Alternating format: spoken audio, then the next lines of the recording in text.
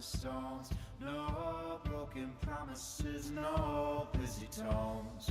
Just what it takes, just make believe. No one belongs to anything. I've seen the lies, I've seen the lies, I've seen the lies. Train go by, is kill or be killed. I wonder who lives.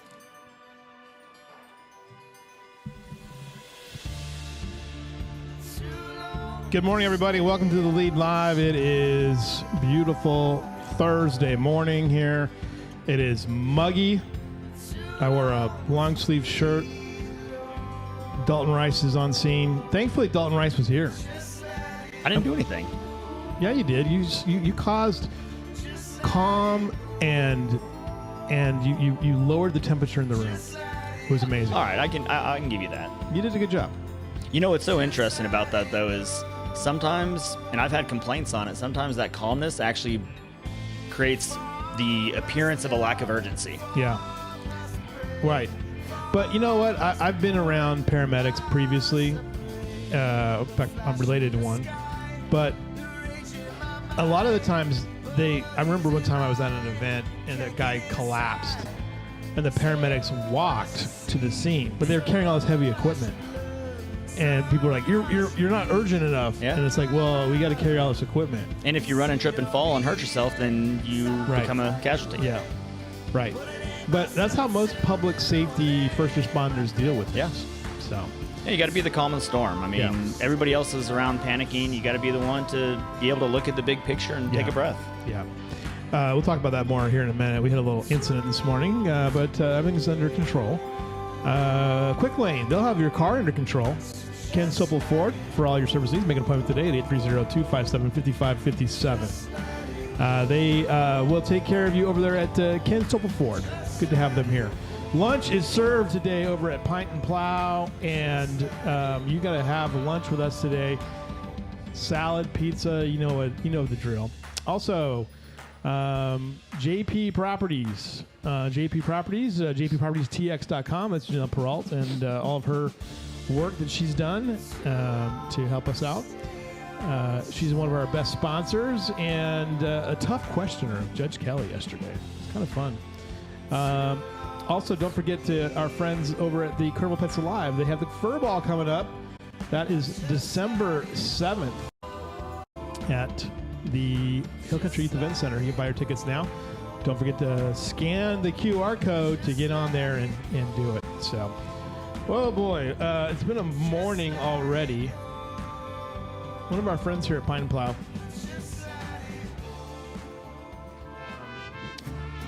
had a little incident this morning, and so we called upon Dalton Rice to do some checks. We knew that you had medical experience, so In a previous life, and you have Savages.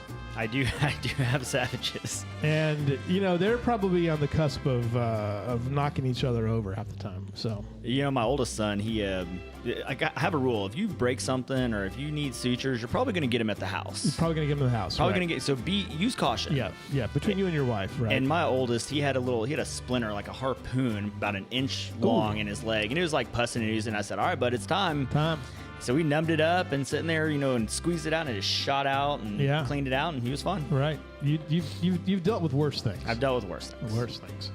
And then we also have Kayla King here today from Peterson Regional Medical Center, Peterson Health. She is the director of home care.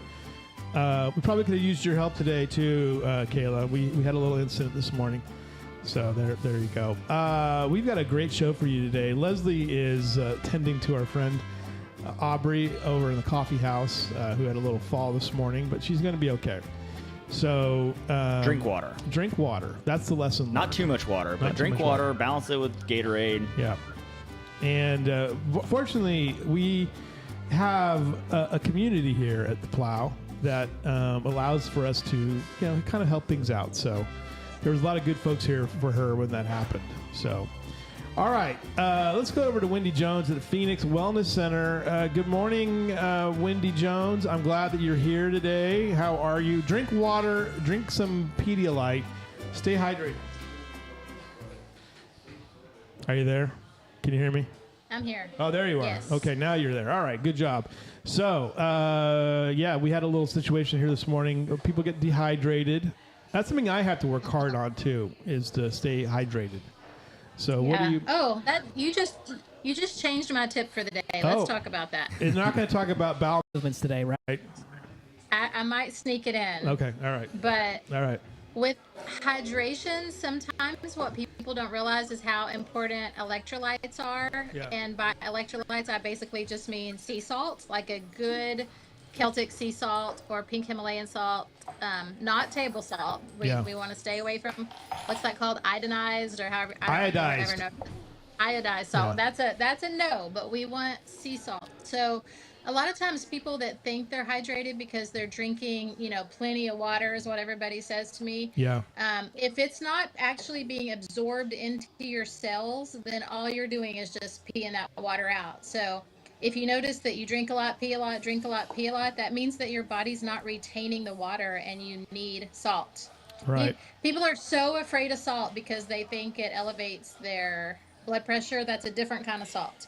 We want a good sea salt, and it will help draw that water into your cells and help your body retain it and actually hydrate you. That's a good advice because, I think a lot of times we just don't think about staying hydrated and how easy it is to get dehydrated. I see Kayla over here. She's nodding a little bit. That's probably something you have to talk to people about, a little bit. Yeah. I think especially in home care, because a lot of our patients are geriatric, so the more you drink, then the more you have to use the restroom, which is a difficult and taxing task to do. So a lot of times they will purposefully dehydrate so they don't have to get up and go to the bathroom. Boy, I tell you what, that's my big challenge. Like, stay hydrated. Like, I had to give them pee like 45 times. So it's so much fun. And in the winter months, you're going to dehydrate quicker because your body's dealing with body temperature issues, which geriatrics have body temperature issues anyways. Yeah. So you can dehydrate actually faster in the winter without sweating than you could in the summer when sweating. Yeah, right. What else? What is your other tip of the day today? By the way, you got so much going on over there. It's hard to say. Yeah, I was gonna hit on posture this morning for all of us that are sitting like this right now at our desk because we're always on our devices, and so many people, come here to the gym with all of this tension in their back. I always talk about it. My shoulder blades hurt. Well, a lot of that is just posture related because think about it. If you're always in this, it's called kyphosis, like a hunching position. Think about these pec muscles right here. When you're bent forward like that, these pecs get so extremely tight. Yeah. And then the muscles in the back get overstretched. So the way to correct that is to stretch your pecs and then do upper back and posterior deltoid exercises like rowing, to get the upper back strong and the pecs stretched. So remember with alignment issues. Do you think this is a good look, by the way? Like how I'm sitting right now? Do you think this is? Sit up. Oh, wait a minute. Get your shoulders away from your ears. Abs in tight. Let's try. This is why walking. All right. This is why walking pads are so popular right now, where you see all the influencers and they're walking at their desk on their little walking pads. Yeah. It really does help because if you're in that position all day long, it just does really bad alignment issues on your body. So one good thing you can do is every time you do get up to go to the bathroom or whatever, just make it a habit to stick your arms in the door jamb and lean in and just let all of this stretch. Because if you do that several times a day, that will help. Okay. All right. I'm going to try that tonight. And then I have terrible posture. So, and I find that I also lean a lot on things, like at my desk. So it's just terrible. Well, and we do it while we drive too. I don't know how what your commute is, but people that drive a lot, like if you always lean over on the window or over on the console, those minutes in the car add up too. So just having one shoulder down or, all of that can cause alignment issues. So just remember, stretch what's tight and strengthen what's weak, and that will automatically correct those imbalances. Okay. All right. That's a great tip of the day. As always, that's why we have Wendy on, for those amazing tips from there. I appreciate it, Wendy. Okay, see you later. Bye. Wendy Jones. Bye. Phoenix Wellness Center joins us here Tuesdays and Thursdays in the lead. I don't know where Kyla's at. I guess Jeff Harris must not be working these days, so he's gone. So she's busy. She's busy, probably running the bank. Leslie Jones is here. How's our patient? She's feeling better. Feeling better. She's a lot better. All right. That was a little bit scary. That was scary. That was scary. Because Dalton walked in and then she fell over. I think it happened right before Dalton came in. Yeah, it happened right before I came in. Yeah, but it's true. But it was still fresh. Yeah, it was fresh. Like we had just gotten her moved over. Yeah. And she was. Yeah. Bye, guys. I made the mistake, by the way, of wearing a long sleeve T-shirt today, thinking it was going to be cool today. It's that weird clammy, humidness. So I get it. Sticky, icky. Yep. Yesterday was day one post-Trump election. People are still going crazy over it. There's a lot of recriminations in the Democratic camp. And I started looking at the numbers yesterday deeply. I did a deep dive into it yesterday. And it's going to be an interesting time here. I think what happened for Kamala Harris wasn't so much that she ran a bad campaign or anything like that. Like, I thought Hillary Clinton ran a horrible campaign in 2016. I thought Hillary was not a very good candidate either. But Trump is going to go into office again. His approval rating the day before the election disapproval rating was 52%. His approval rating after the election, still 52%, but he won an election, which is crazy. And there's a lot of things that are kind of interesting about this election that people are looking at. At the end of the day, number one issue, and Leslie, you and I talked about this a little bit yesterday, the economy. The economy is driving this thing. Inflationary pressures are driving this conversation. No matter what you do, and honestly, like, this is what sunk Jimmy Carter in 1976. 1980 was like, as a kid growing up, I remember hearing that word over and over. Inflation. Right. Like, oh my God. So for us Gen Xers, it's traumatizing to hear the word inflation. You know, we heard it on the nightly news all the time, and I was 9 years old in 1980. But Trump was able to really effectively saddle that on her. You know, I thought his campaign ads at the end were really strong. Basically saying people can't get ahead, things like that. I mean, inflationary pressures, we see it every day. And one of the ways we see it actually is in the civic government, Dalton Rice. So we see it. It's amazing you're going to be able to get the public safety building built for under for $45 million, quite frankly. Yeah, we value engineered the heck out of it to get there. Yeah. But, you know, when you start taking those same projects, I mean, at $45 million, if it was 10 years ago, what would the cost have been? Yeah. You know, and then you add the savings into that plus interest, and, you know, it's things that happen on the local level, you know, while they're not maybe necessarily directly impacted by the national level, we do feel some of the larger issues, inflation and supply chain issues. Yeah. But, you know, a lot of the local stuff a lot of the local issues that every city has is really our own local problems. Right. Right. And sometimes that drives the cost of everything going up, because by the time you actually tackle a project or tackle a problem, probably could have been tackled 20, 30 years ago. Right, exactly. I mean, these are the things, though. Yeah, people waited and kicked the can down the road. Now you're facing these big dollar fixes. Going back to this election issue, though, it's like, you know, leading the days leading up to the election, the month before, I was looking at this last night. Both the Gallup poll and Pew Research Center, you know, which are not conservative leading, you know, think tanks at all. I mean, Gallup's probably a little bit more center right than Pew is, but they were like, look, the economy is the number one issue facing people. Inflationary pressures are the number one thing that people are really worried about. They've seen this over the last 4 years, and no matter what Biden did, I mean, this is like the Democrats didn't understand this issue. Like, all the indicators were the economy was bumping along. But for people who were dealing with inflation, it didn't feel like they were being able to, you know, be successful. They weren't able to be, you know, they weren't feeling that economy. They weren't feeling that positive economic news. And there's a disparity between it. Yeah, and then the polling, exit polling afterwards was like, you know, 45% of people were like, I feel like I'm worse off today than I was 4 years ago. You know, and so it's very, and also the other storyline too that came out of this election is that the voter participation was down. So for whatever reason, the get out the vote. I think there was a lot of things behind that too. Get out the vote thing didn't happen as well as it did in 2020, which was interesting. Now, the conspiracy theorists are like, well, that's because, 15 million illegal immigrants voted in, 20. No, they didn't.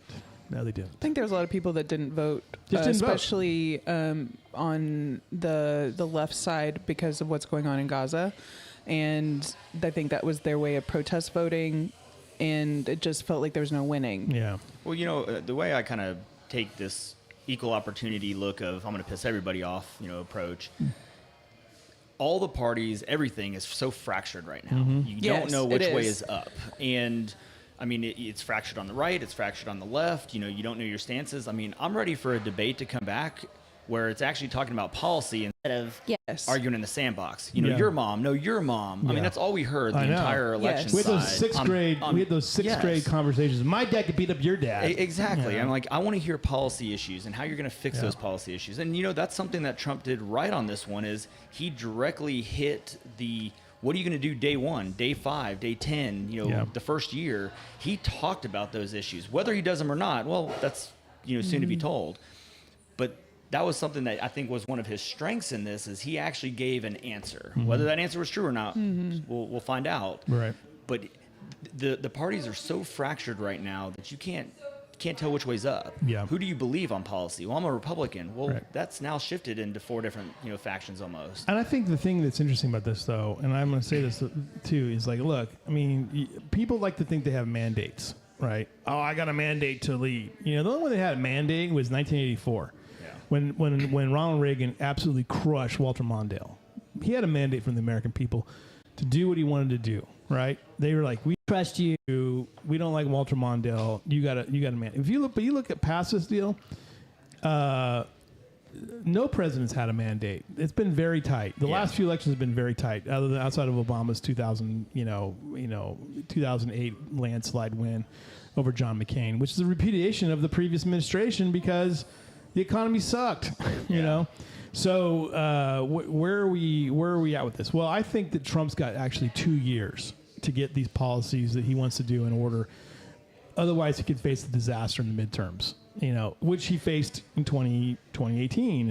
And so we'll see how this goes for them. But at the end of the day, he's going to end up with about 1%, a 1% margin of victory. The race will be, even in the battleground states, the 7 swing states, his margin of victory will be like probably 1% and 3% across the board. Everything will be tight. And what's curious is that in a lot of those swing states, right? Look at Arizona, for instance, is going to vote for Trump. They elected a Democrat for the Senate, and they passed abortion. They protected abortion rights. Outside of Florida and Nebraska, every state that where abortion was on the ballot, that won. And technically, Florida was like really close to passing it as well. They have a 60% rule there that makes that threshold sort of difficult to obtain. But they put it on again, it might get there. It was 58% or something like that. So there's a lot of like little things there too that are like, well, the public isn't like really thrilled with your decision to go back with Roe v. Wade. I think you put that on the ballot here in Texas. Like the Texas legislature had the courage to do that. It would pass. Yeah. Those protections would pass here. I thought Texas was a bellwether of the whole thing, and so that was interesting because you saw that turnout there. Turnout was actually interesting here in Kerr County. We actually have more registered voters than we did in the last election cycle. But the actual number of the percentage of people that participated was actually down from 2020, although the number of people that participated was up. If that makes sense to you. Yeah. What bothers me the most, I'm going to editorialize on this tomorrow, was that in certain races, there was like, I'm still trying to wrap my head around this. In a school board race where the school district has the ability to tax you, 4,000 people decided not to vote in that race. They're like, I don't care about the school district, I don't care about education or kids. I don't care what you're going to do about my taxes.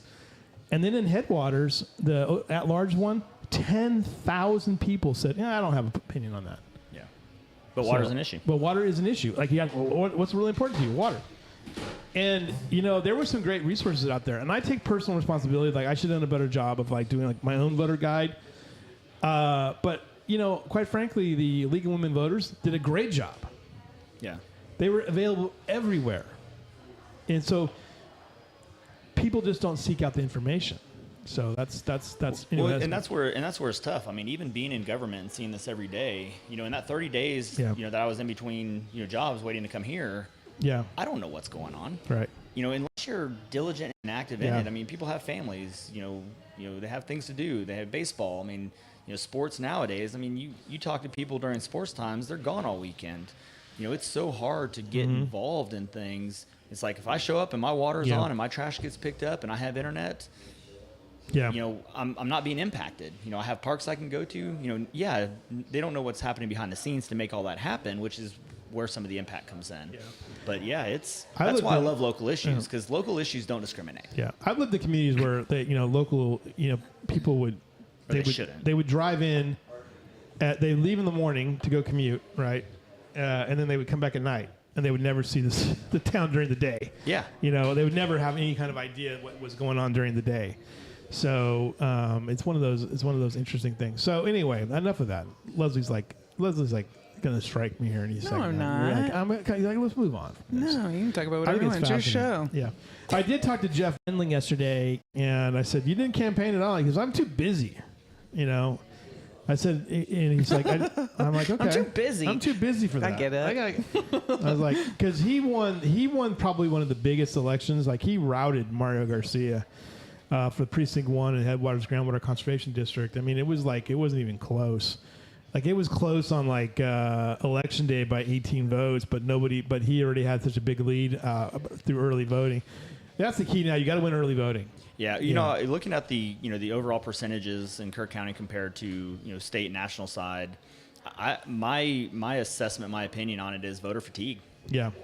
There's so much politics that plague us every single day in some form or fashion with the fractures of parties and everything else. Right. I think that there wasn't as big of a turnout in some areas because people are just exhausted. I mean, we do this every day, and if you even just have to get something shoved down your throat, and you're like, I'm a Republican, but I don't know what to believe.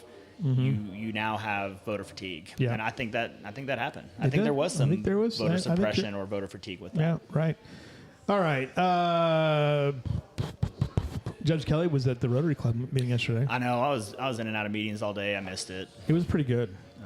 I heard you were good too, but I missed you last week. But they said I was impressed. He came out and he talked about development.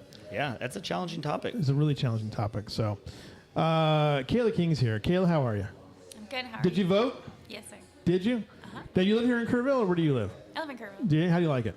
I like it. How do you like Peterson? I love Peterson. Do you? What about Corey? Corey Edmondson? Yeah. I'm writing this down here. Our boss? You can tell us the truth. This is a safe space. Is it? Yeah. No, I wouldn't lie. He's great. He's great? Does he know your name? I don't know. I bet he does. You can ask him. He seems to know everybody's name there. So, even though he's really little. You would think that a guy that little would know people's names because he's sort of small, but he knows people's names. He knows them. Everybody's bigger than me, so. That's true. Well, he's not much bigger than me. He's sort of pocket sized. So, one of the things that happened here, Dalton was giving medical aid to people today, and I had other people who were like, "Well, where do I sign up for medical aid? How do I get this doctor? We're doing a free clinic. Are you doing a free clinic? Yeah. Okay, when can I get home health care? When am I eligible? Can I have it tomorrow? I need help with my diabetes. His posture. My posture. My celiac disease. Yeah, he's dehydrated all the time. I'm dehydrated all the time. He doesn't want to pee. I don't want to pee, and I don't want to test my glucose anymore. I'm sick of it. Except don't you're not call home health. You're not homebound, though. Yeah, you need so Jesus. We cater to people that can't get out to see their providers, and then we come to that. I can arrange. Don't tell him that. I can arrange for that. I got a 2024 Honda Odyssey minivan. I'll put it on the market right now, and I'll just be homebound the rest of the time. Can I get that? You can't elect to be homebound. Oh, so just because you don't have a vehicle, if you still have the physical capability to get out, because we could connect you with like Connect or the Art Bus or something like that. So just because you sell your car, by God, we're going to give you resources. we refuse to see it. No, I'm just kidding. Refuse to see. Just kidding. What? He's like, what if I live in my van? Yeah. Can I just park in your parking lot and call you out to come help me? I'll take my blood pressure. You can try. We'll see how it Oh goes. my God, Okay. you're a terrible patient. I already know it. Take us through what you do, what your days are like. Sure. Well, I'm a physical therapist by trade, so it depends. If we're really busy, like right now, then I tend to still go out into the field. So a lot of our clinicians will start and end their day in the field. Just depends if we have meetings or if they need to pick up supplies or have an in-service or something. But most of the time we start and end in the field because we cover such a large radius. We go 60 miles from Kerrville. So sometimes you never come into the office. You just kind of go back to back to back. So you just go out and you help people. You're a nicer version of Russell Nimke. That's what I think. Do you know Russell? Yes, sir. She's a PT. She's aware of him. She's aware of him. So you're basically dealing with people who are like have Parkinson's or have different ailments that they need to have that extra level of care, like those kind of things. Sure. Sometimes it's people with chronic diseases like Parkinson's, ALS, MS, things like that. Yeah. But really most often it's a short-term or acute injury. So say like the individual that slipped and fell here, if they broke their hip and went to the hospital, had to have surgery, got discharged home, but they're not strong enough to go in and out of their house to like the outpatient clinic, or if they need wound care but they can't get to the wound care clinic, then we'll come in. But I usually tell people it's like a bridge. We just are short term, usually 60 days or less, in order to get you up on your feet where you can do your day-to-day activities in your house. You can get dressed again, you can make your own meals, you can get in and out of your car. And then once you're able to get back into the community, then we try to help. I got a wound right here in my right arm from that vaccine they gave me. Did I tell you that, Dalton? I got the shingles vaccine the other day because I figured that he texted me about it after. RFK is going to be the Health and Human Services guy, so we're not going to have any more vaccines. So I thought I'd better get all my vaccines before they go away. Hey, remember the old smallpox one? Well, no, I never had. Well, that like scar in here? Yeah. So they do it like, I think your first dose is 10 times. Yeah. And then it bubbles up and it actually is contagious. And so in the military, like you would put a kind of tegaderm over it and you'd have some like fair skinned folks. Yeah. It would spread all over their body, to their kids. I mean, it was gross. It was fun. It was a mess. Yeah. The shingles shot though is like one of those steroid things they give you in your butt.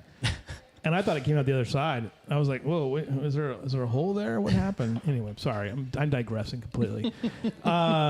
This is just normal for us. Yeah, we're so sorry. I'm sorry.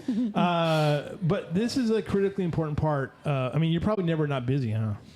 Not in Kerrville. Not in Kerrville. Say not here. Yeah. So being here, that's because job security. No wonder you love it so much. Yeah. Well, I mean, is it usually older people that you deal with? Is it almost always exclusively geriatric patients, or? That's a majority, but not necessarily. Not necessarily. Yeah. Okay. All right. Here would be the majority. Yeah.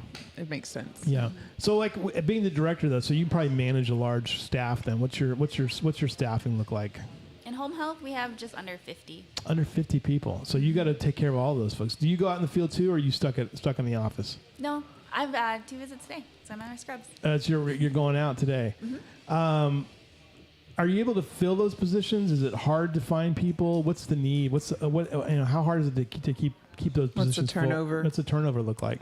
Our turnover is not too bad, but we need a PT or a PTA, something fierce. So so if anybody knows, head over to Peterson. Yeah, right.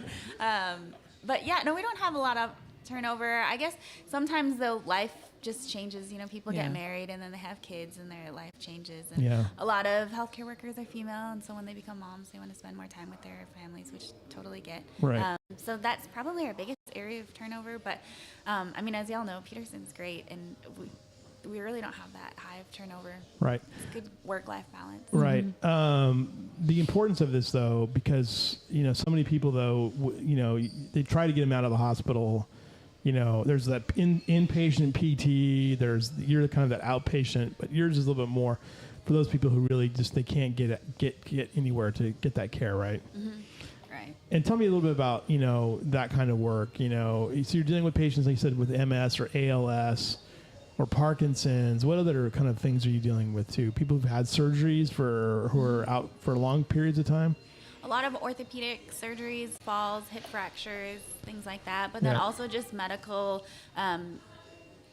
random medical needs. So if you're in the hospital for a week, but you're geriatric or you have comorbidities, that'll set you back 3 weeks, Right. So they get really, really weak just sitting in the hospital room. So if you have pneumonia, if you have COVID, UTIs are really big in the elderly population. Coming into flu season, that'll really knock you back. Right. So once they get stable and they can go home, that's fabulous. People would much rather be home and they'll recover faster at home, but they still need a bit of care. So that's where we come in. Yeah. I got the flu shot too, by the way, and COVID. He did it all at once. All at once. I mean, go big or go And he home. called me and he was like, I'm not feeling so great. And I was like, go take a nap. Yeah. Drink some water. I tried to do a lot on Saturday, and I finally I just feel. Isn't that a hell of a way to spend a Saturday, too? But I figured they always do it on Friday, and it's like you're killing my weekend. As the only day I had to do it, really. And I walked into HEB, and there was nobody in line. I was like, I'm going to do it. I'm just going to do it. Get it out. And I'm glad I did, because you know what? The flu earlier this year, kicked my ass so bad. I know. Listen, I had the flu last year, and I got a flu shot, so I can't imagine what it would have been like if I hadn't gotten it. I thought I could see it. I could see the white light. Yeah. I could see the tunnel. Because I was like, that was probably dehydration. That's true. Yeah. That's true. But the Peterson little urgent care has the little school bus bed. Oh, that's where they put me, and I just laid there. You requested it, didn't you? I did. I said, "Can I They stand keep on it just for him. And I laid there on the school bus bed, and I was in the fetal position. The They Louis came in. Sam's Toys school bus bed. You can request it. You know what? I'm gonna. You should get your colonoscopy there. I should. Yeah. Sorry. She's like, no. No. Please don't. This show is tame today. We asked, and Andrew Gay was on the show yesterday. He got a colonoscopy on Monday, and did he talk about it? Or are you outing him? I outed him yesterday. God bless. Poor Andrew. Well, she's instantly thinking, "Holy crap, HIPAA."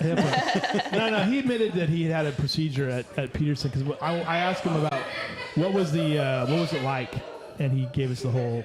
Yeah. He said it was very positive. When you've had one. Yeah, but not the new facility Yet. You're I'm getting on the list. I was ready. I wanted to be the first one to get a colonoscopy there. Sorry. So poor Kayla's like, oh, get me out of here. Lewis loves colonoscopies. Why? The nap. It's why? It's like when you go in there. It's therapeutic. You have to clean yourself out. He's like, they give me drugs. They give you great drugs. You take a great nap. The nurses are wonderful. They lay you down on the bed, and they're like, "We're gonna put you out now." I'm like, those are the kindest words I've heard I don't all even day. have to. Yeah, and like you get to use the facility. Like you get to go to the bathroom and not worry about anything. Yeah, exactly. It's just I know. wonderful. I'm so sorry. You're never coming back. Yeah, I'm so sorry. never coming back. Next time they Lewis ask is you, gonna break his hip, and she's gonna be like, "Oh God." Nope, denied. denied. I was like, there's Russell right She's there. gonna refer him to Russell Nimke. I know a great PT. But we can't. What you do though, we can't state enough how important that work is. It is very important. Yeah. I mean, it is heroic work. What made you get into want to be a PT? Well, I wanted to be an athletic. First, I was an athletic trainer. Yeah. So I wanted to be the first female athletic trainer for the Green Bay Packers. You wanted that, which has since happened, but it was not. But you wanted that too. I dig that. That's what I thought I wanted. So I graduated, and I got my first job Where'd you graduate from? The University of Wisconsin. So you wanted to be you were a Badger, not a Wisconsin Green Bay. What is their mascot? A Packer. No, not the Packers. Isn't there a University of That's right. Keep Wisconsin him in at his Green place. Bay? Oh, in Green Bay. I don't know what their mascot is. So he doesn't care. So you went to, She's like, Green Bay Packer. I told you. I don't know what their mascot you wanted to work on. So Aaron Rodgers was still the quarterback when you were there, wasn't he? Right. But he's a jerk. You didn't want to work on him. It was probably okay. Jordan Love's a great guy, though. I knew Jordan Love when he was in high school, so he's terrific. Yeah. But I'll take Donald Driver, Jordy Nelson. Yeah, those guys, Donald Driver, those guys are great. All right, so you got in that, but then you came to Texas.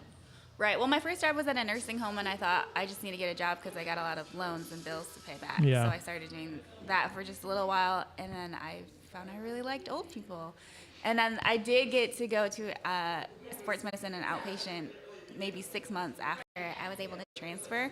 But once I got there, I was like, actually, I kind of miss geriatrics. Do you think because maybe they're happy to see you in some ways? Sometimes, but sometimes they're not. I was going to say. Yeah. If you just fell and broke your hip and Dr. Morris just screwed it back together and you walk in with a walker and say, hey, let's get up. Let's try to, stand and walk. They don't really like you. Right. They don't really like you.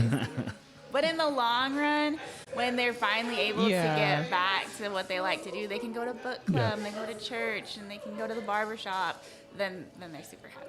Okay. All right. Good job. All right. Well, listen. Thank you for being here. We appreciate it very much. Nice to meet you. You can go back to work now. Thanks for what you do. Thank you for what you do. Yeah. Nice to meet Absolutely. you. Nice to meet you well. too. Kelly King. I think she's been on the show once before, right? You've been on here before, yeah. So she's been here before. She was. But we didn't talk about colonoscopies. Well, now the bar is set. I can talk about colonoscopies all day We will long. now raise the bar. Yeah.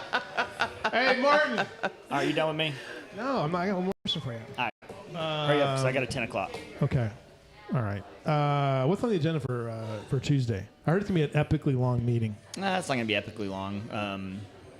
We got... Well, actually, I got to go back to the agenda today. It's not finalized. We usually finalize it by end of the day today, and it's usually out tomorrow morning. But Tuesday's a big day, though.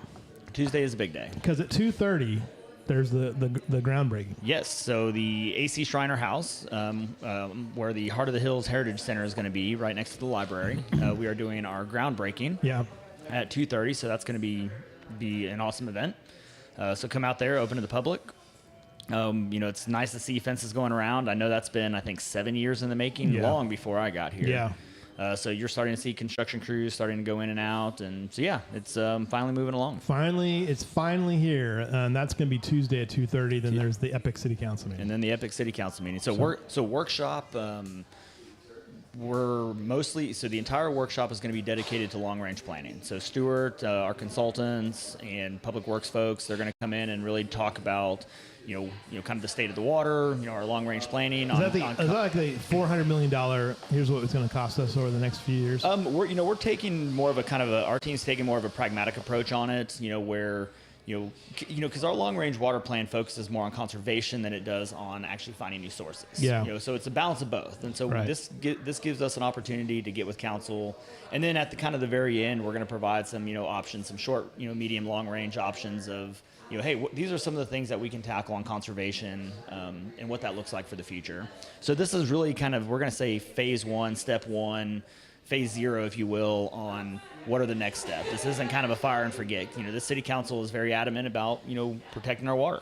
And, what does the future look like, and making sure that we already are preparing for the future, but how do we make sure we sustain that for the future? Right. Good stuff. Yep, so that's a big one.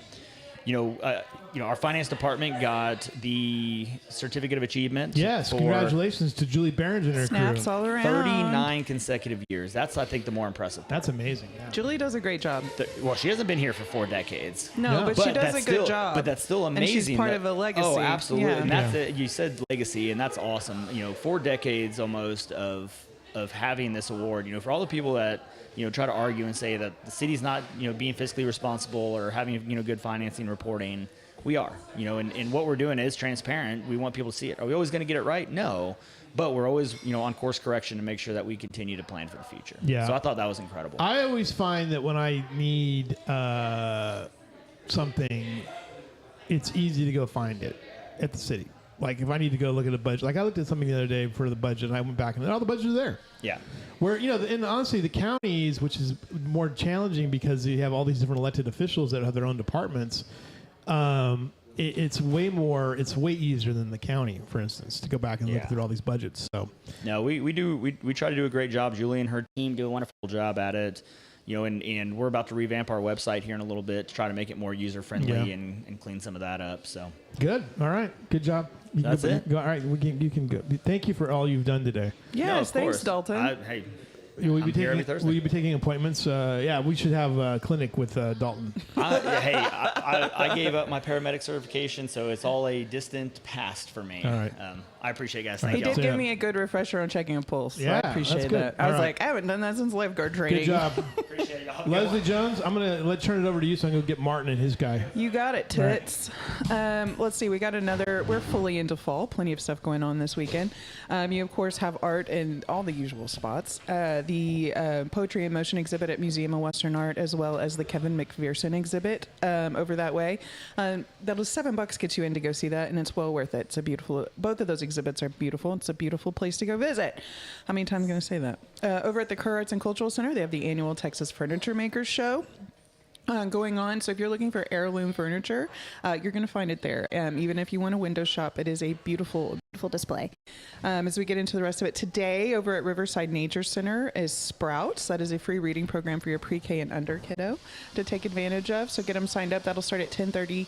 They read a fun educational book, and then we do a fun corresponding activity. It's a good time. Also, over at Riverside Nature Center, currently they're doing a BOGO. It's a buy one, give one. So if you buy a membership, it'll be given to an area teacher of your choice or one on the waiting list there. So it's a great way to support Riverside Nature Center and continue to spread conservation and awareness. You have the 4th annual Kerr County Sheriff's Foundation fundraiser tonight at the Arcadia. That is 6 to 10 p.m. And they're going to have catered food, a cash bar, a live auction, and then, of course, Sheriff Larry Letha will give a presentation. So if you're going to make that will kick off at 6.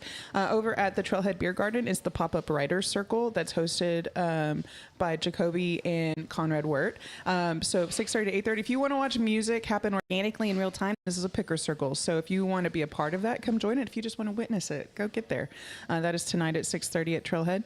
And then it's Johnny Adair hosting an open mic over at Howdy's from 7 to 10. Tomorrow, over at the Hill Country Veterans Center, the Veterans Appreciation Breakfast will be going on. So no matter what branch of the military, please go for the camaraderie and have breakfast. And we appreciate all that you do. And the Hill Country Veterans Center always does a fantastic job. That'll be 8 to 9:30 a.m. tomorrow. And now that Halloween is dead and gone, it is holiday markets out of the wazoo. The artisan market over at the Kerrville Apostolic Church will kick off on Friday and go throughout the weekend. So go find you something handmade. They'll have home goods, baked goods, and they're doing a barbecue plate sale for $12. So you can get lunch for real cheap on Saturday. Cheap.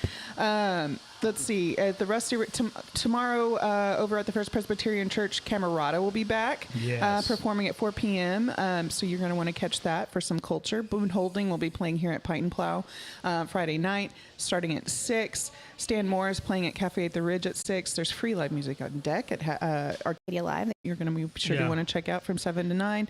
And the Q-Tips are playing at the YO Ranch Hotel and Conference Center from 7 at 7, and FM radio will be playing at Trailhead tomorrow. That's all just Friday night. Yep. That's all the live music just on Friday night. That Friday is basically free to go attend. So go enjoy it. On Saturday, you can kick off your day with the 22nd annual Veterans Day Car Show and Parade over at the VA Hospital. That'll start at 8 a.m. and go till 4, and they always do a great job. The Texas Gun and Knife Show going on across the highway at the Kerr County Hill Country Youth Event Center starting at 9. The tuition trot by the Board of Realtors will be going on Saturday. Randall's in that. Go see Randall. Go see Randall. Go compete against him. Go raise some money for tuition with the Kerrville Board of Realtors. You also have the Farmers Markets, Hillside Harvest Market over at Carlson Law Firm. That is 10 to 3. And then Heart of the Hills Farmers Market right in downtown Kerrville, 10 to 2 with their fall hours. This is a great way to support local businesses, literally. And you can get some really great treats for the weekend. So go do that. Zanzibar over in Center Point, Zanzibar Art and Music Festival will be going on from 10 to 3. This is free and donations are accepted. And those kids over in Center Point know how to have a party. So go hang out with them. And then go to Central Provisions. Go see our friends there. You've got Museum Western Art doing a little crafters event on Saturday afternoon from 2 to 3:30. More live music happening because, of course, Jim Turner will be at Cafe at the Ridge. Trick Myers will be playing at Trailhead Beer Garden. And then our buddy Landon Lloyd Miller doing an album release at Arcadia Live on Saturday from 6 to 9:30. And if you ever saw Landon, you'd be like, yeah, that guy knows his way around a sound and light board, because he does. Yeah. But he also has a powerful voice. He is a great songwriter and an amazing musician. So go see one of our favorite weirdos. A terrific whistler. and a terrific whistler. One of the best. Yeah. So go see him on Arcadia Live on Saturday. And then on Sunday, you can wind down with Lexi Weege and JJ Slater playing at Trailhead Beer Garden from 2 to 4. And then, of course, Dancing with the Heartbreak Outlaws Sunday evening over at Howdy's Bar and Chill from 5 to 8. So a lot of stuff. And if you subscribe to The Lead, Lewis will put this on a nifty newsletter for you. That's and right. Maya will even tell you her top picks. That's right. She'll even tell you what's going on. So speaking you of did all that with only a few breaths. I know. I don't know how I do it either. Martin Burniston's here. I always think I'm like, oh, I'm nailing this. And then they're like, you're going so fast. And I'm like, it doesn't. I'm just trying to get through it. Martin, you're here. I am indeed. Now, when you ever go back to the land of kings and queens and take your son with you, do you introduce, like, have you been back there with your son? Sadly, no. We've always talked about, because he's a fantastic golfer, and I always talk to him about going back and playing golf over there with him, taking him to all the courses that I used to play. But we never have done that, and he's always so busy as well. Right, but you could take him back. He's a Texan. He's a Texan. I mean, he sounds like a Texan. He was born in Houston, Yeah. and he is a Texan. So you introduce him you have your beautiful English accent, and then he has his Texas, and this is my son, and he's from Texas. He had a little bit of an English accent when his mother and I were living together in England. Yeah. And he was going to school there, so he picked up a little bit of an English accent, but sadly it disappeared when he came back to the States. So, by the way, you are kicking off a remarkable 8-day track of music at the Arcadia Live coming up in December. I think it's yours on the 14th, your event.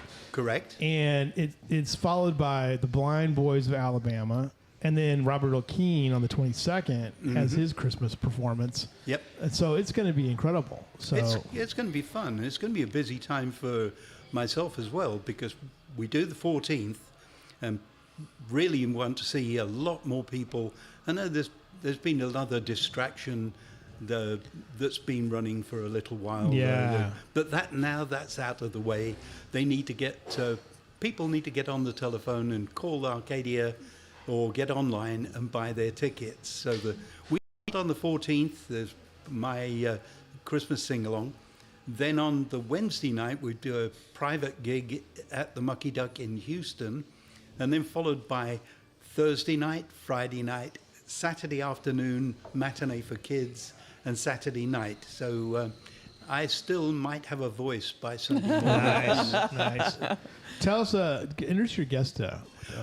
Well, you asked me the last time I was here what my favorite Christmas song was. And I sang a song last year at the Arcadia. It wasn't the best of renditions. I'm going to be self-critical there. But it was written by a gentleman who is my neighbor. That's He's crazy. Sitting right beside me Nice. as well. It's Stephen McClintock. Stephen? Hey. Then How are you? it's a wonderful song. It's called Christmas Needs Love to Be Christmas. And it's been done by Andy Williams on a Christmas special that he did. Juice Newton did a very good version of it. Juice Newton. Remember her? Yeah. And Just Call Me Angel in the Morning. It's the soundtrack on Deadpool. yes. Which that's why most people know it. Yeah, now. that's right. Funny. And one of the things, Just Call Me Angel. I grew up listening to that song. Yeah. but one of the things that was little known is that 50 years ago, Stephen's father had recorded Christmas Needs Love to Be Christmas, right. Don McClintock, and it was played on the radio for the first time in Kerrville 50 years ago. Wow. And then I did it at Christmas last year, so That's 50 amazing. year stretch. That's there. amazing. Delightful. And you're going to play it for us now? I think so. Let's, It is 9:30, 10 o'clock in the morning. That's let's It's do enough it. time. Halloween's gone. I played last night, so it's like, Right. Let's hear it.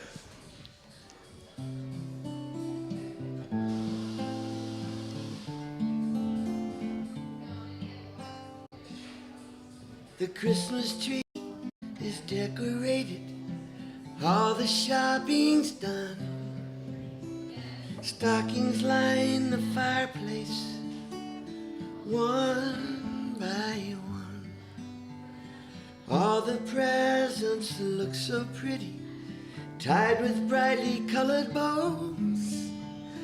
All these things help make the season. Still everybody knows Christmas needs love to be Christmas. Christmas needs hearts full of joy.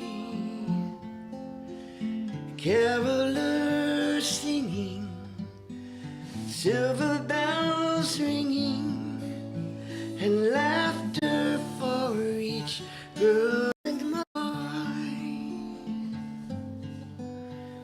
Christmas needs love to be Christmas.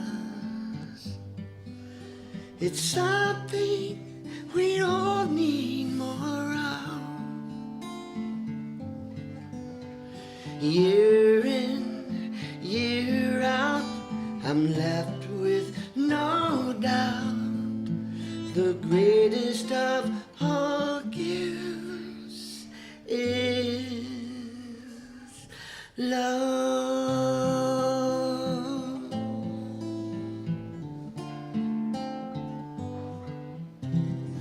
Lovely. That's great. Very nice. Well That was done. beautiful. You did a great job. Yeah, I'm better at 8 o'clock at night. So. Yeah, right. That's all right, though. I mean, that's great. Oh, no, that And- still was not that bad. So your dad wrote that song, or tell us No, again? No, Stephen wrote. I wrote the song, and my partner and I wrote it, Tim James, and we were looking for. We wrote it in Catalina in June, Okay. trying to emulate Irving Berlin when he wrote White Christmas. Right, that was our concept. And we were thinking, now who could sing this best? And we thought, let's get my dad to do it because he had a beautiful tenor voice. And so we did a whole album, Christmas album, on him in 1981, and put this thing out. And the very first year, took it to people to see if they would cut it, and everybody said it's a Christmas song. Step back and punt, you'll not get it cut. Yeah. And then that very year, Andy Williams did it on the Bob Hope Christmas special. Oh, wow. And then the next year, he did his own Christmas special. Nice. So we ended up getting it cut by Andy Williams, Pat Boone, Juice Newton. Those Juice are the Newton, three right, big ones. right. You know? It's interesting. Andy Williams. I think Andy Williams is one of the great Christmas singers of all time. Classic. Personally, I mean, like you gotta, if you're gonna have a playlist of Christmas music, you gotta have Andy Williams. That's right. You know. And he put that out on 18 or 19 different albums. So Yeah. it's out there. Right. You can hear it. So you're on Catalina Island. Yes, sir. With no phone, staying at the Zane Grey Motel. Nice. You had to hike up to do it. It's Yeah. hot as It's hot July. there. Yeah. It was hot. Yeah. And we wrote a Christmas song. Yeah. That's the idea. Uh, We were channeling Irving Berlin. there's the town that I grew up in, which was west of Palm Springs.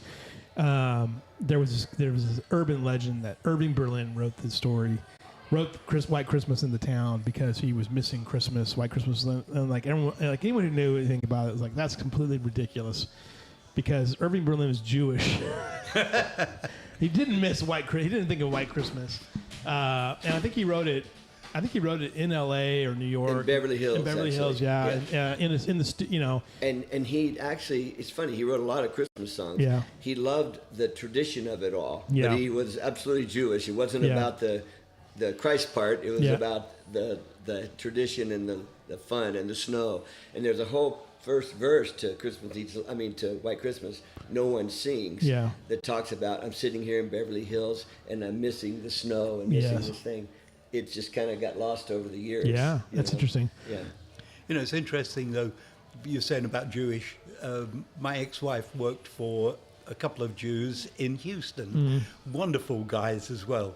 And they couldn't wait to get the Hanukkah bush out. Yeah, right. That was their big thing. They wanted a Hanukkah bush. Hanukkah bush, right. That's what they called it. Well, you notice in the song, we didn't talk about Christ or Jesus or any of that stuff. We focused on what people love about Christmas, right? About Christmas, yes. and that can be anybody. Yeah, anybody. And I've seen that to be that universal theme of it as well. Universal theme, and it's proven again and again. Right. Indeed. Yeah. It's a wonderful song too. So, are you going to play that at your?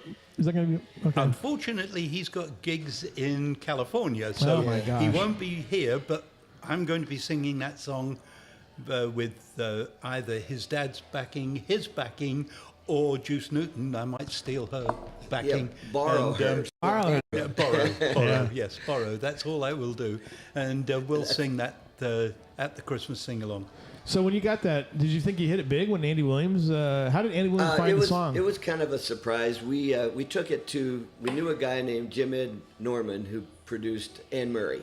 Okay. And we took it to him for another great Christmas song singer, Anne Murray. Yeah, we took it great. to him for her, Mm-hmm. and he was only cutting classics that existed already. Yeah. So though he liked it, he said no. So we're walking out, and my partner throws the cassette in the trash can, and we're standing by the elevator, and this guy runs out and goes, "Hi, my name's Robbie, and I heard in the other room, and I'd like to pitch it to Andy Williams." That's how it got. So we were on the way down the 30 floors, kind of with our heads down, because we thought that's the one. Anne Murray should be it. You're right. And then we got Andy Williams. Right. And they did it that year. What other songs have you written in your career? Who have you written for others? Yeah, my biggest hits have been with a pop artist named Tiffany. She was real big in Tiffany? the 80s. What? Yeah, late 80s, I early remember 90s. that. Yeah. She was pretty huge. The first album came out. I had one song on the first album called "Kid on a Corner." She sang that. She sang in the mall. Yeah. Yeah. I was at that first mall gig. Were you really? Yeah. Yeah. There's a whole story behind that too, so it's pretty interesting. How did you meet Tiffany? Is she still around? She's touring all over the place, doing more things, and she's probably making more money now performing than she made then. What's crazy is that like her and Debbie Gibson, and they were battling it out. Yeah, I mean, but they actually still perform. Yeah, Tiffany probably more than Debbie at this time. Yeah, and they're like, she's like, I think she's my age. She's like probably 52, 53. Yeah, I think she just turned 51 or 52. Yeah. So how did you meet her? How did you meet her? We would go up to L.A. and pitch songs through BMI, which is Broadcast Music Incorporated. Right. And they would do these little programs that you meet the producers, sort of thing. And so we pitched some songs for this young actor. I didn't know who it was, a 14-year-old girl. We pitched some songs, and we didn't get the right song, but this guy that was there, the co-producer, really liked us and asked us to come meet the producer. So we did. And he said, "I like what you're doing. These songs aren't right. Try to write something." We wrote 18 verses and choruses before he picked a song. So he only wanted to hear a verse and chorus. That's what we did. Yeah. And finally, on the 18th song, he picked "Kid on a Corner," and that song sold 4 million copies. Oh wow! That album sold 4 million copies right off the bat. Right. Just in the U.S. So what do you get like now? Like a nickel once a month from those royalties? No, at the time you were making about 9 cents per song. Okay. That was split between you, the writer, the other writer, if there was one, and the publishers. Yeah. And so you made some money. Yeah. And radio play paid the same way. Right. So those were the good old days for songwriters. Not anymore, right? Not so much. Yeah. No. When I get 1 million streams on a song that gets out there, and I make $190, and Yeah. 1 million streams used to make me $90,000. Right. So it's quite different. Right. So Tiffany had like a 2-year sort of explosion. She was really big. Yeah, it's about 4 years probably, because we did 2 full albums. I had 2 songs on the second album, and the only single off the second album called "All This Time."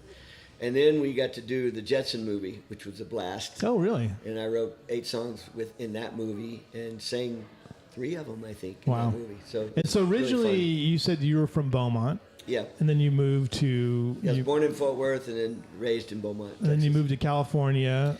When I was 19, I couldn't wait to get out of Texas. I didn't want to do country music, and as fate would have it, my first cut, and 2 years later, was Juice Newton singing a country song. Oh, my gosh. So, okay, I can't escape that one. All right. Yeah.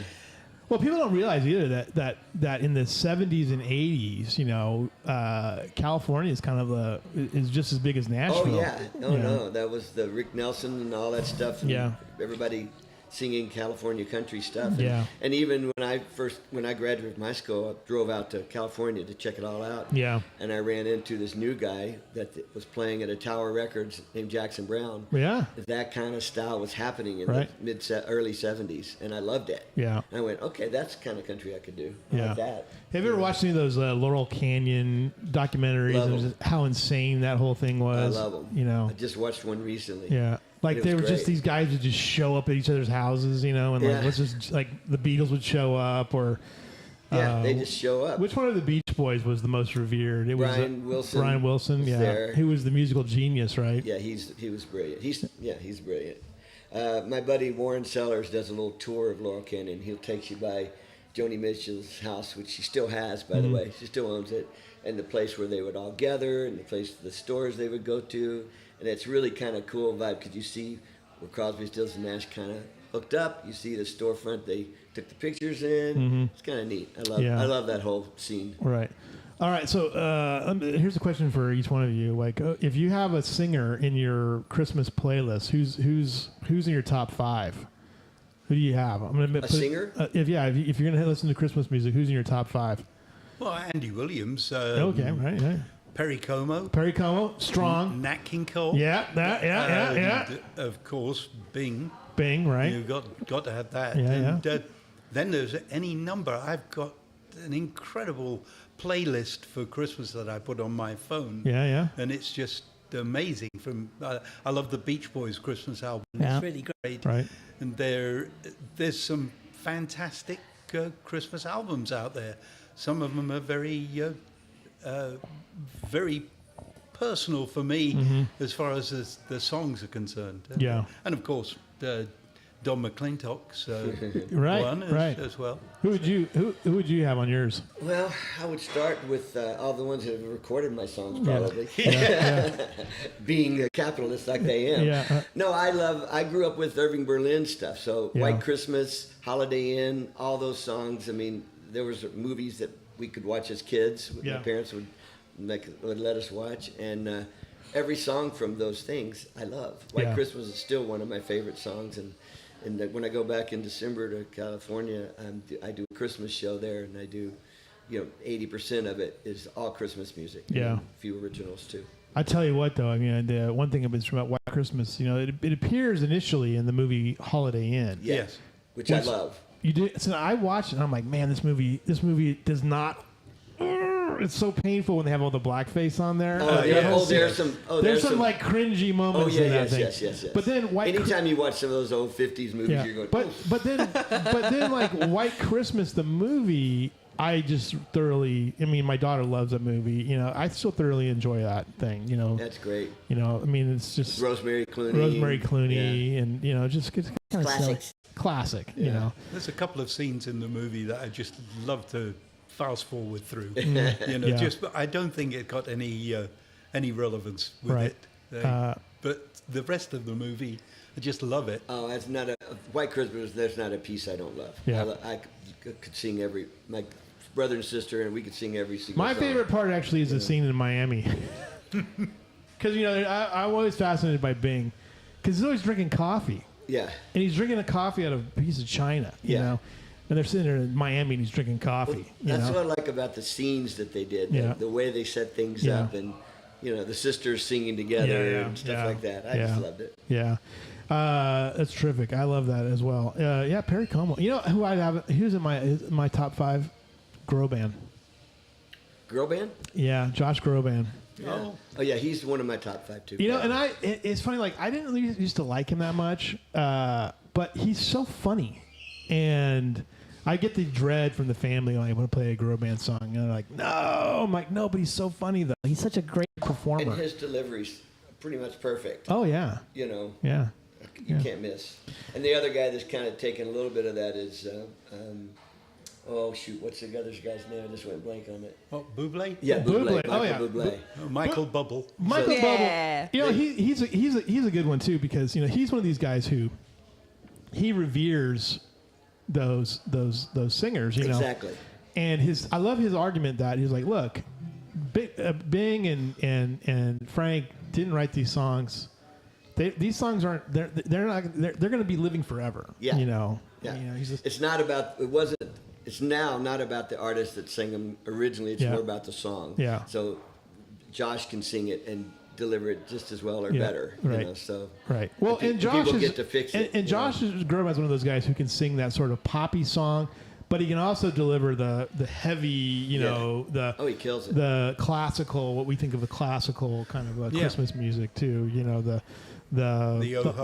Oh Holy Night, which is my favorite of all the Christmas songs. So yeah, that's the one my dad used to sing every Christmas at about a jillion churches and stuff, and I just sit on the front row watching. Going, I know I told you this before. I don't. You don't probably know this story. Well, you probably do know this story, but I told you this before. I think if you ever want to watch a marvelous Christmas special that was on TV, Benson.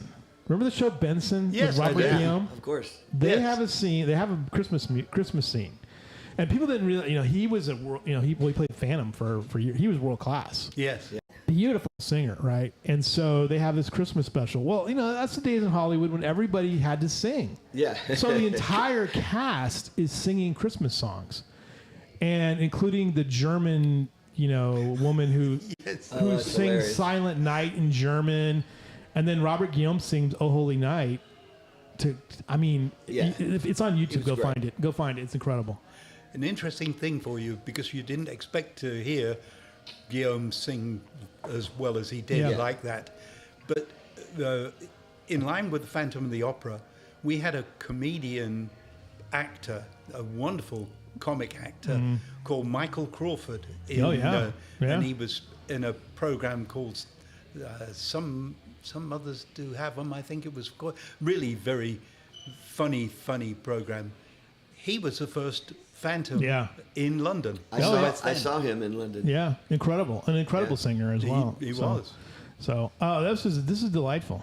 I enjoyed this thoroughly. So, thank you guys for being here. Well, I'd like to mention, though, the tickets are not going as quickly as we'd hoped, but please, December the 14th, Saturday, at the Arcadia, get online and get your tickets. Get a ticket. And it's a sing-along. Songbooks will be there for you to sing along. We also do an interactive version of the 12 Days of Christmas. And it's delightful, too. Yeah, it's fun. We have already got 4 days that have been reserved. We've got the 4 calling birds, 9 ladies dancing, 5 gold rings, and 8 maids a milking. So the other 8 days, well, 7 days, because everybody sings a partridge in a pear tree. That's right. The other days are free, so if you want to... You want to be 2 turtle doves? Yeah. You want to do it? I'd love to see you two do that. That'd be great. I'd love to see that too. Can you take me for me? I hope we dress like the flying turtles from Mario Brothers. Yeah, I know. Are you down? Yeah, I would assume everybody down. dresses the part. Yeah. Oh, they things. do. Yeah. They dress and they bring props as well, so it's fun. Where's your where are your Christmas shows in California going to be? I'm playing in Huntington Beach, California, where there's never snow and hardly ever cold. Right. But the people that I go to play for, they love it. And I'm probably going to do one, not confirmed, but probably in Palm Springs as well. Oh, very nice. I have a little trailer in Palm Springs I go to for the winter sometimes. Very nice. And I do want to give him some accolades here. One thing he hasn't mentioned is that recently he was a couple of weeks at the top of the country DJ charts. Oh, really? In the UK. Yeah. Oh, wow. That's right. With You a told song. me about this. Yes. Yeah, share that story with us. Yeah, I had a song that I wrote with a guy named Wood Newton, and I was doing this tour. I'm on a 5.5 month tour, about to finish, and boy, am I ready to finish. And I went all the way up to Nova Scotia, driving, playing gigs all along the way, and all the way back down. And it was a blast, but a ton of work. And so my partner said, "Why don't you get a theme for your tour?" And we called it "Hit the Ground Running," and we wrote a song for it. So it's been really fun, and made CDs that I thought would never sell, and I've only got a few left. I brought you one, by the way. Oh, great! Thank you very much. That's terrific. What a story. Yeah, it's about 400 to 500 stations in all of Europe and Poland. Australia also has a couple stations. Yeah. And they're all independent guys. A couple of majors, but most of them independents. And it's not done like here where you can actually buy your position here. You know, it's done, if they don't play it, if it doesn't get played, it doesn't go up the charts. Yeah. So it's truly a number one song when you get a number one song. Right. And I love that. I love that. Yeah, that's great. Because anybody can get that opportunity. Yeah. You know? Does it frustrate you to see what's happened, you know, with streaming? I joke about it all the time. I get like quarterly revenue checks from Facebook for the advertising that runs through the show. And it's like 45 cents a quarter. Yeah. You know. Yes. I got $140 from Google for my revenues for advertising. Yeah. And it's like I'd have to do a million page views a day, even make any kind of livable income. Oh yeah, it's very frustrating. It's getting better, but what it does drive you to do is to do more. Yeah. Because the more you're out there, the more you do it, the more you play. Yeah. The more people cut your songs. You have to be relentless almost. You have to be really dedicated to it. Yeah. And when I teach some things, courses around the country when I do these song camps. Yeah. And it's all about, if you're going to do this business, you better love it. Right. Because it's not going to be easy. Right. And now you're here in Kerrville. Yeah. How long have you been in Kerrville for? I bought the place just after COVID started because I was fearful. All my gigs canceled. Yeah. All my productions I'd done, no one was going to hear. Right. All colleges shut down. Everything shut down. And I thought, I may never work again. Yeah. I better find a spot that I feel comfortable to live. And so I bought it, and just after 21, I bought it the week of the big freeze. Oh. Perfect. 21, I think. Yeah, that was the one. Everyone remembers that. We couldn't close escrow because nobody was moving. Yeah. You know. Yeah. So I love it here. My dad was here Mom and Dad were here for 30 years, and so. Wow. So this is home. This is home. This feels like home. I'll tell you one funny story, and I think I shared this with you before, but Martin, you'll appreciate this too. I was born in 1971. My parents, I was born on a Saturday. They had tickets to a benefit concert that was hosted by Bob Hope in Palm Springs in 1971. Oh, wow. And so they have all the photos of this event that they missed, of all the people they missed because I was being born, right?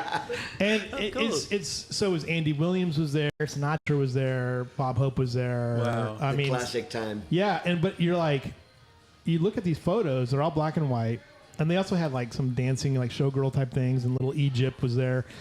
And I'm like, I looked at these photos and I was like, wow, I was born on that day, and it seems so long ago. Like it's still like the 60s, you know, the 50s, you know, these guys. Well, it was early 70s. Yeah, so yeah. I mean, it was the 60s. Yeah, it was just so foreign. So yeah, amazing. You know, there's a song that Stephen wrote that we love. It's a fun one. But talking about his COVID times when everything kind of died down, he co-wrote a song called I Wish You Were Beer, and it was part of an album by Kevin Fisher. I've been there. And Kevin Fisher, they had a big marketing. Well, tell them the story about it. We produced this during COVID, before COVID. We produced this whole album, a 12-pack of beer songs. Yeah. And all funny and clever. And we were going to hit the tours, you know, the colleges and all this stuff, and COVID killed it. So we made this entire beautiful beer album called Beer Me, and so now we're pitching the songs one at a time to different artists, you know. I want to hear this song to close out the show. I do too. Can you do it? I can do a verse and chorus, I think. Okay.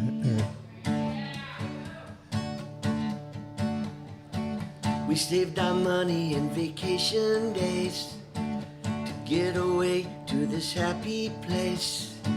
Blue skies and Jamaicans and sands, dancing to the music of a reggae band. The sun is setting and the night is long, waiting for lovers to kiss. I got a song on the tip of my tongue, and it goes something like this. I wish you were beer. I wish you were beer. I would hold you so close to me, I'd be happy you're here. Well, let's face the truth, I'm sick of me being sick of you, to be perfectly clear. I wish you were beer. Cha-cha-cha. Lovely.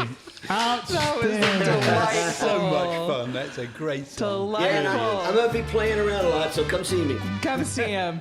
Outstanding. Leslie Jones, good job. Thank you. All right. Thank y'all Martin for being Burniston, here. This was a delight. Thank you for being here. That was awesome. Tomorrow, Julie Davis is back on the show, and we've got a whole load of guests tomorrow, including Doug Hetzler from Gibson. Yay! We love Doug. All right. See you guys tomorrow. Have a great day. Bye. Bye.